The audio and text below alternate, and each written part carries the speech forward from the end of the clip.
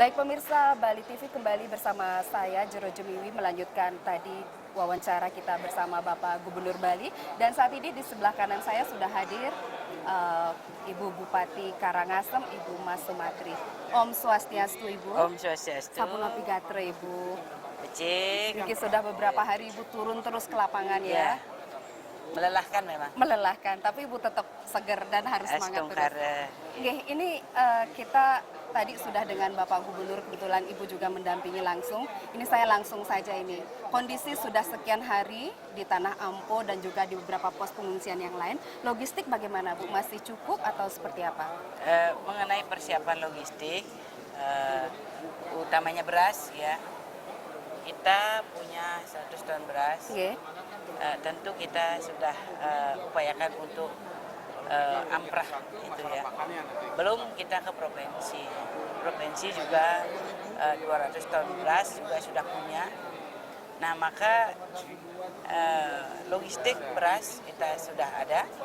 Dan selanjutnya yang lainnya masih kita menunggu bantuan daripada saudara-saudara kita. Nah, kebutuhan di lapangan yang paling mendesak saat ini apa Bu? Terkait dengan logistik. Yang paling mendesak saat ini memang itu yang pertama adalah kebutuhan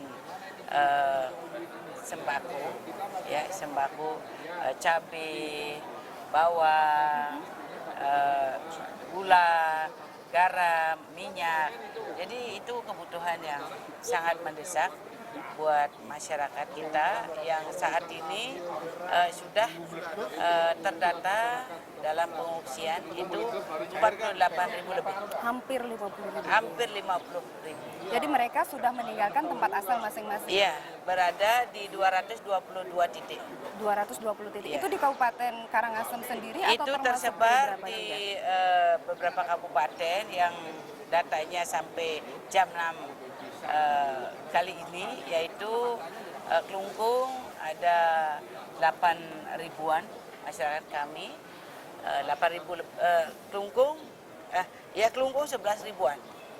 Sudah itu ada Bangli itu ada 4 ribuan, lebih itu hampir 5.000 ya. Hampir 5.000 Bangli. Dan juga ada Buleleng, ada 8.500 lebih. Jadi sisanya semua ada di Kabupaten Karangasem. Belum juga tadi saya dapat laporan di Tabanan juga ada, di Denpasar juga ada. Nah itu kita sedang akomodir data yang real. Nah, untuk pendistribusian logistik tersebut karena supaya tidak terpusat di Tanah Ampo sebagai pos induk, itu seperti apa Bu koordinasinya Bu dengan pos-pos kecil? Dari titik-titik ini tentu kita masing-masing memiliki pos. Di setiap pengungsian itu ada pos tersendiri. Maka kita akan memiliki 222 pos untuk kita ajak berkomunikasi. Sehingga di pos-pos tersebut tidak terjadi hal-hal yang tidak diinginkan. Masyarakat ya cukup makan dan juga cukup tenang. Jadi itu harapan kita. Baik, ini kalau di pos pengungsian mereka untuk kesehatannya sendiri seperti apa Bu? Sanitasi, MCK, kebutuhan tersebut? Ya, sanitasi, MCK itu sudah kita menyebar, ada dari relawan, tapi intinya Dinas Kesehatan kita Kabupaten Karangasem bersama provinsi dan ada dibantu oleh pusat juga itu sudah menyebar dan membentuk tempat-tempat komunikasi yang bagus, di pos-pos komunikasi yang bagus sehingga tidak ada masyarakat yang sakit tidak tertangani. Justru kami di Kabupaten Karangasem itu untuk memprioritaskan masyarakat yang hamil, yang memiliki bayi, jompo, masyarakat jompo dan sakit-sakitan itu ngungsinya di puskesmas terdekat. Jadi supaya dekat akses kesehatan. Supaya dekat akses. Dan ke depan juga kita akan merancang meminimais daripada tenda yang ada di lapangan, sebab itu di saat hujan airnya tergenang, Betul. masyarakat tidak bisa tidur. Begitu di saat panas, terik, masyarakat juga tidak bisa tidur, kepanasan. Maka kita akan merancang di Balai Banjar, di Balai Masyarakat, karena kita memiliki 190 desa adat. Tentu punya banjar-banjar yang bisa dimanfaatkan oleh pengungsi yang tidak kena zona merah. Baik, Ibu Bupati, ini terkait dengan keberadaan anak-anak usia sekolah di pengungsian itu, proses pembelajarannya sendiri untuk pendidikannya itu apakah bisa berlangsung terus atau terhenti atau bagaimana, Bu?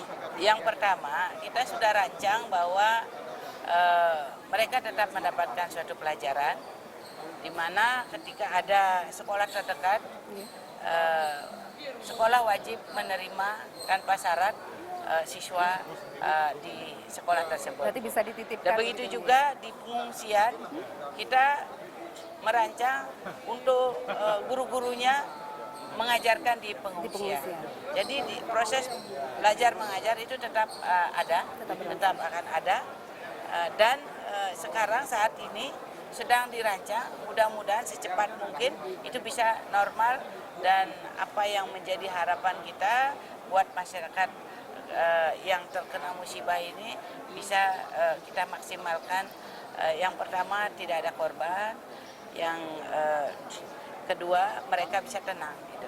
Baik, Ibu, ini terkait dengan situasi seperti ini sudah berjalan sekian hari. Untuk pusat pemerintahan sendiri di Kabupaten Karangasem seperti apa? Tetap berjalan atau bagaimana, Bu?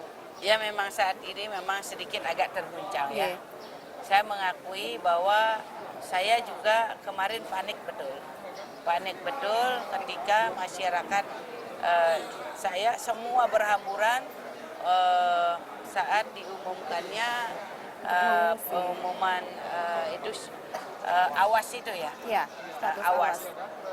Jadi masyarakat kami tumpah ruah, termasuk kami pun takut juga di rumah, karena di sana rumah saya memang kebetulan bahwa itu adalah dulu jalannya lahar. Ya, sehingga kami ikut tunggang langgang juga ke Denpasar. Nah, jadi dari Denpasar saya ke sini, dan di sini ngepost di sini saya sampai malam, bisa sampai jam 12 bersama teman-teman di OPD. Dan mengenai pemerintahan kami, memang kami belum, yang pertama akan segera paripurna. Baik. Ya, akan segera paripurna KUA dan juga perubahan dan juga APBD Induk. Jadi kita sedang, walaupun seperti ini, ada yang sudah bertugas untuk hal itu. Baik, Ibu, ini kan terkait kalau sudah berbicara evakuasi, ini bukan hanya berbicara tentang umat manusia yang dievakuasi, tapi ada juga ternak, bagaimana ternak mereka. Kemudian yang paling lebih penting lagi ada benda-benda bersejarah, Ibu. Jadi ada prasasti, lontar, dan lain sebagainya. Sastra-sastra itu seperti apa, Bu, perhatian atau antisipasi dari pemerintah Kabupaten Karangasem sendiri? Dan itu juga kami sudah antisipasi. Ya. Bagaimana caranya mengamankan? Yang pertama adalah masyarakatnya dulu. Jika yang kena zona merah wajib untuk mengungsi. Lalu bagaimana dengan solusi mereka agar kadang mereka masih ingin di rumahnya karena ternaknya belum diangkut, barang berharganya belum aman, mereka narik uang besar-besaran. Nah, kita sudah berikan solusi. Yang pertama, untuk uang mereka kita amankan ke bank yang aman seperti BPD, BRI. Dan selanjutnya untuk masalah sertifikat mereka untuk aman, kita bekerja sama dengan Pegadaian. Untuk ternak-ternak mereka sudah ditindaklanjuti oleh Dinas Pertanian dan Peternakan. Jadi itu sudah berjalan dengan baik, dan mudah-mudahan ternak mereka tidak anjlok ya, dan dari provinsi dan pusat juga membantu untuk mencarikan solusi sehingga jangan sampai harganya turun drastis. Dan selanjutnya untuk masalah pertime, jadi masyarakat Bali tentu memiliki pertime di setiap pura. Betul. Maka kemarin saya utus wakil untuk merapatkan bagaimana pertime-pertime yang ada di Besaki, Pura Besaki. Jadi sana mesti ikut diungsikan. Nah ini ikut diungsikan. Jadi di pura terdekat. Ini Pak Wakil ini kebetulan. Pak Wakil. Oh ya, ada Pak Wakil. Jadi Silakan Pak. di pura terdekat, di tempat masyarakat itu mengungsi. Jadi itulah yang kita upayakan sehingga masyarakat bisa tenang, lalu bisa ketika yang sudah punya uang, ada yang ngontrak dan lain sebagainya, itu banyak masyarakat seperti itu karena waktu awal-awal itu memang luar biasa itu. Panik Bu ya. Tapi sekarang sudah lebih rapi dan sudah lebih rapi. Baik Ibu Bupati, terima kasih banyak. Terakhir ini karena kebetulan ada Pak Wakil Bupati juga. Terakhir Pak, apa himbauan dan harapan yang Bapak ingin sampaikan ke masyarakat ini terkait kalau di medsos itu banyak sekali berita-berita yang agak berlebihan, yang lumayan mengkhawatirkan, itu seperti apa Pak? Silakan. Jadi terima kasih, saya ingin menambahi sedikit apa yang disampaikan sama Ibu Bupati ya. Jadi saya kebetulan tadi baru harus menerima Ibu Kapolri, dan Ibu Kapolri sudah kembali ke Jakarta. Jadi kaitan dengan kondisi masyarakat seperti ini, yang pertama kita harus berpegang kepada laporan atau data teknis dari Pusat Vulkanologi dan Mitigasi Bencana yang ada di Rendang. Pusat Mitigasi Bencana Rendang jelas sampai hari ini tetap berbicara bahwa daerah yang rawan itu sesuai dengan peningkatan status itu adalah di daerah 9 kilo. Radius 9 km. Radius 9 kilo itu memang harus dikosongkan dan itu juga kita lakukan. Dan kemudian di tempat-tempat tertentu di aliran sungai diperluas menjadi sekitar 12 kilo. Nah karena itu saya pertama memohon daerah-daerah yang radius yang terkena sesuai dengan pejabat yang menyampaikan yang paling berkompetensi adalah Pusat Vulkanologi Rendang, itu harus benar-benar diikuti atau ditepati. Dan mudah-mudahan sampai hari ini sudah mereka memang sudah mengungsi di tempat-tempat itu.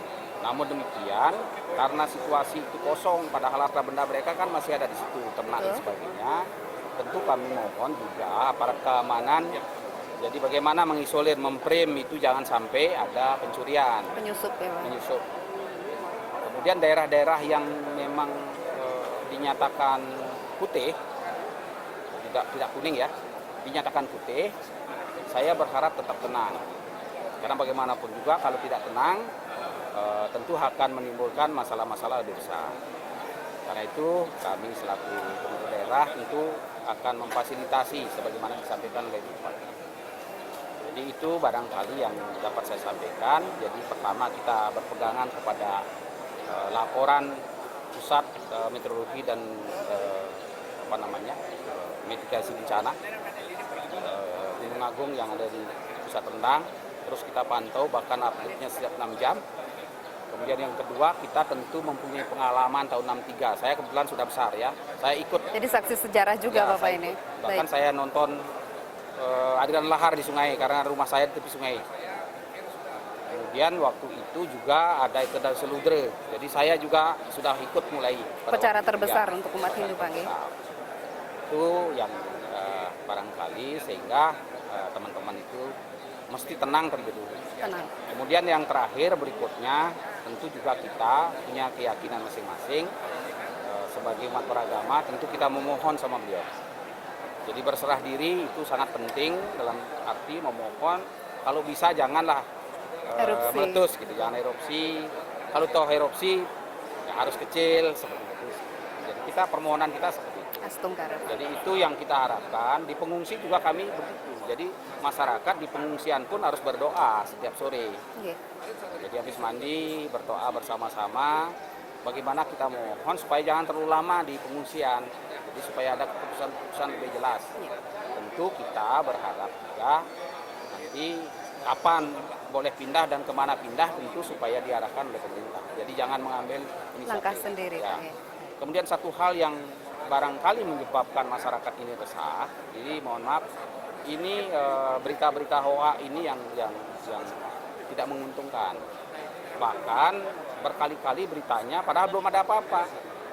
Mulai 14 September kemarin beritanya, oh Gunung Agung sudah meleleh. Erupsi.